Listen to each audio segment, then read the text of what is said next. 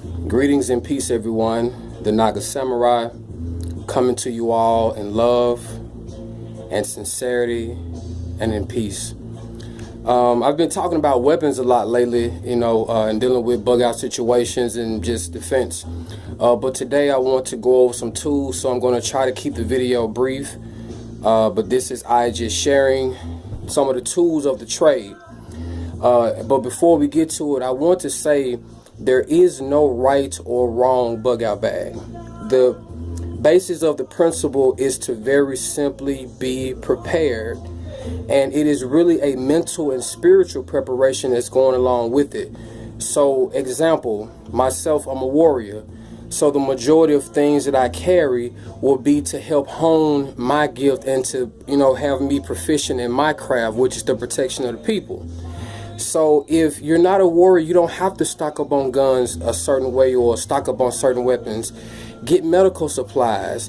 Somebody needs to be getting heirloom seeds. Somebody needs to be getting materials for pipage, for water and agriculture and things of that nature.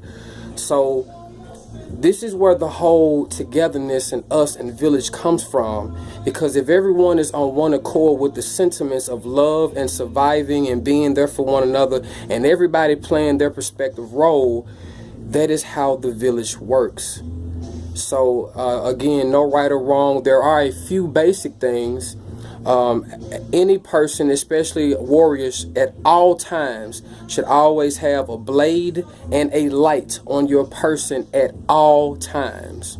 We don't know what's going to happen with the light, this artificial sun. If you're in Kroger or whatever your major grocery store is, Walmart, there are no windows in these places. So if you're in the back of the store and suddenly the lights go off, you need a viable source of light, and you need a blade, not only for personal protection, but you never know what you might have to cut through, get in, or get out of.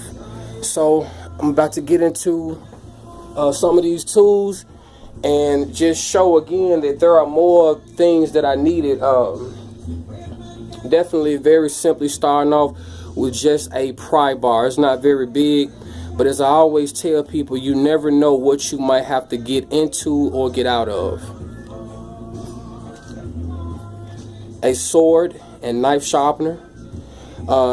You can sharpen it with whetstones, so forth and so on, but with this being lightweight, if you quickly need to sharpen your blade, this is something that'll get you to a proficient enough edge so that you can do whatever task you may need to do.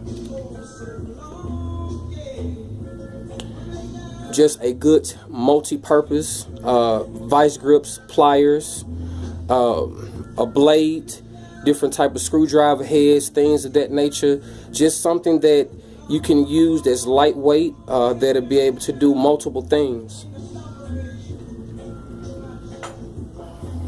I also suggest that everyone has at least a mini hatchet, because in any situation, once again, you never know what you have to break into or out of.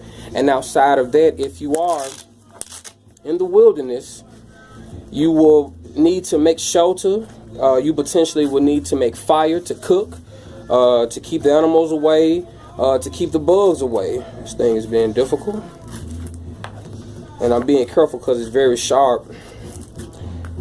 My personal field hatchet here is the Bear Grylls version. As you see, it comes to a really nice bevel, very slim in diameter, but the nice tensile strength and the way that it's built is very durable. I've used it, and I'm able to split wood. I mean, seriously, like split logs, 6-inch logs and everything, split them with this tool. And with the way that it's made also, you're able to take it and hold it at different angles where you can shave off like your different levels of wood if you're trying to make tinder and things of that nature. One of my personal favorites, this right here, is called the shape shifting saw. See if I can quickly put this together and show you what this becomes.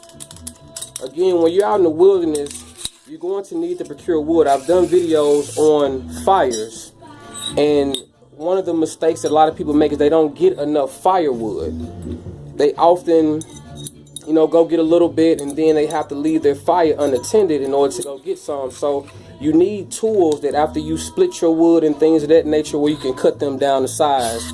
And I'm going to be doing other fire videos as well. So All this came, it comes in one piece. There's some slots and some knocks on the end. Slide into. Again, this is called the TechSport shape shifting saw. So you see it happens on each end. Now, without dropping it, there's an